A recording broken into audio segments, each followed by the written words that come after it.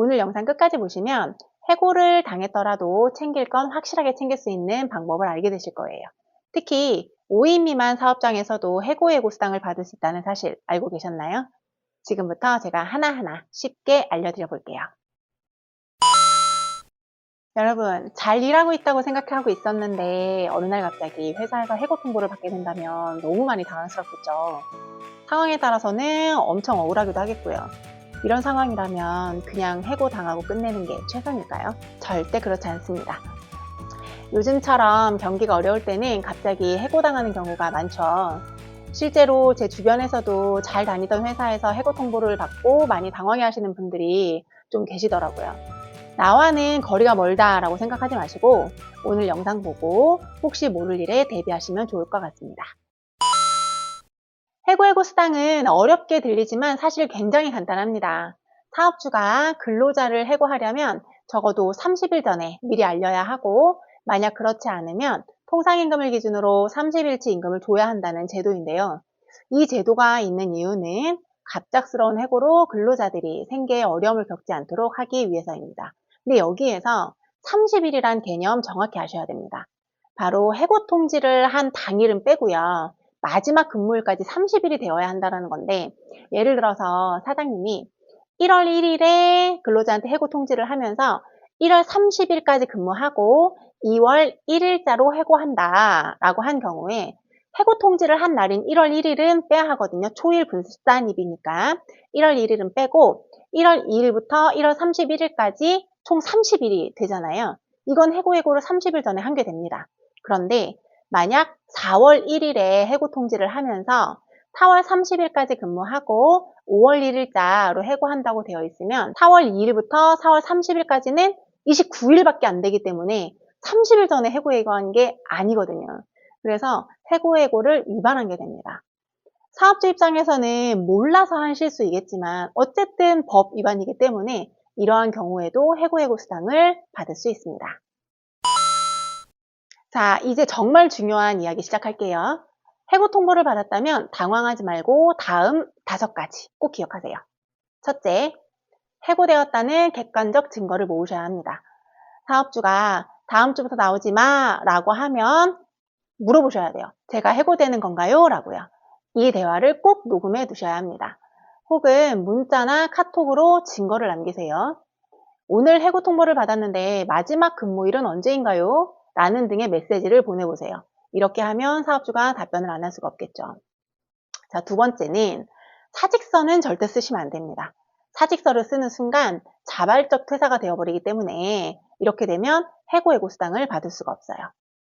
자, 세 번째, 만약 근로자가 개인 사정으로 인해서 12월 31일까지만 근무하겠다는 사직서를 썼다고 한다면 이 경우는 자진퇴사가 되거든요. 그런데 사장님이 12월 10일에 갑자기 너 대신 새로 일할 사람이 구해졌으니까 오늘까지만 근무하면 돼 라고 하는 경우도 좀 많아요. 그럼 이런 경우에 역시 해고라고 봐야 됩니다.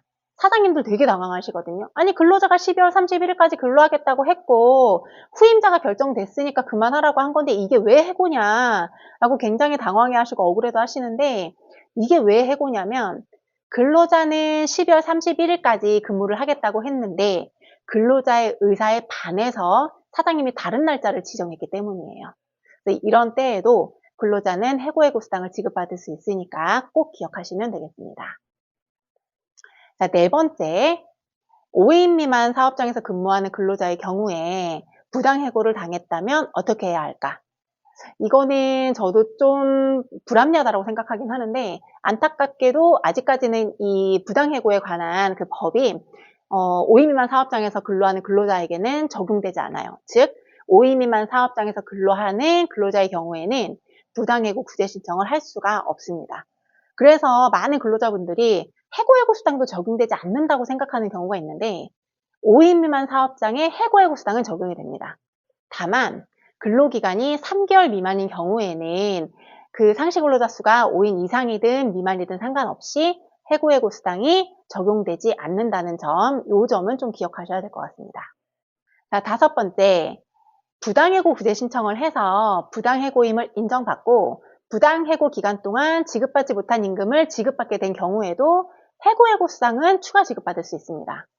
예를 들어서 사업주가 사전에 해고 예고 없이 이제 1월 1일자에 즉시 해고 통보를 했고, 근로자가 이제 해고 사유가 정당하지 않다고 생각을 했겠죠?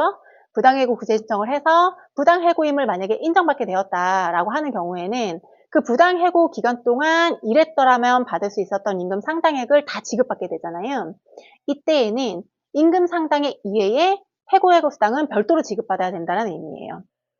종종 어떤 사업주분들은 해고 기간 동안 임금 상당액을 줬는데 왜 해고수당까지 또 지급해야 되냐, 이거는 이중 지급 아니냐라고 하면서 지급하지 않으려고 하는 경우도 있는데요. 이미 말씀드렸지만 이 두 금액은 각각 별개의 금액이기 때문에 별도로 지급해야 하고요. 근로자는 당연히 청구할 수 있습니다. 사업주 입장에서 해고수당을 안 주기 위해 가장 많이 쓰는 방법이 바로 권고사직이에요. 해고라는 단어를 절대 안 쓰고 뭐라고 얘기하냐면, 회사 사정이 안 좋으니까 다른 일자리 알아보는 게 어때? 혹은 이만저만 하니까 좀 그만두는 거 한번 생각해봐요 등 애매하게 표현을 하곤 합니다. 근데 이제 근로자들은 이런 말을 듣고 나 해고당했구나 라고 생각해서 다음 날로부터 출근하지 않는 경우가 있는데, 이건 해고라고 보기가 솔직히 좀 어려워요. 왜냐하면 뭐뭐 하는 게 어때? 뭐뭐 해봐요 라고 하는 건 권고거든요. 그런데 그 말을 듣고 근로자가 출근을 하지 않았다라고 하면 근로자가 사용자의 권고사직을 받아들인 걸로 볼 여지가 굉장히 커서 이런 부분은 아주 조심하셔야 됩니다. 만약 사업주가 30일 이전에 해고를 통보한 것이 아니라 즉시 해고를 통보했고, 해고한 날로부터 14일 이내, 즉 우리 근로기준법에 보면 금품청산은 마지막 근로일로부터 14일 이내에 다 하게 돼 있거든요. 그러니까 해고수당도 임금이기 때문에 마지막 근로한 날로부터 이제 14일 이내에 해고수당을 사업주가 지급하지 않으면 바로 사업장 관할 노동청에 가서 해고수당 미지급으로 진정서를 제출하시면 되겠습니다. 해고수당 너무 쉽게 포기하지 말고 꼭 챙기시기를 권해드립니다. 혹시 비슷한 경험이 있다면 댓글로 남겨주세요. 여러분의 경험이 다른 분들에게도 큰 도움이 될 겁니다. 저도 댓글 자주 보고 틈틈이 대댓글 달아드리니까 여러분의 경험이나 궁금한 점을 댓글에 남겨주세요. 그리고 영상이 유익했다면 좋아요, 구독, 알림 설정까지 꼭 부탁드리겠습니다. 영상을 제작하는데 정말 큰 도움이 되거든요.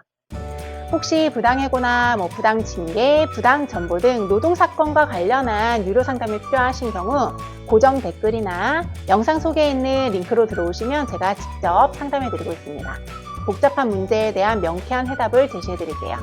지금까지 비법스타의 전혜진 농사였습니다. 오늘도 시청해주셔서 감사합니다. 안녕.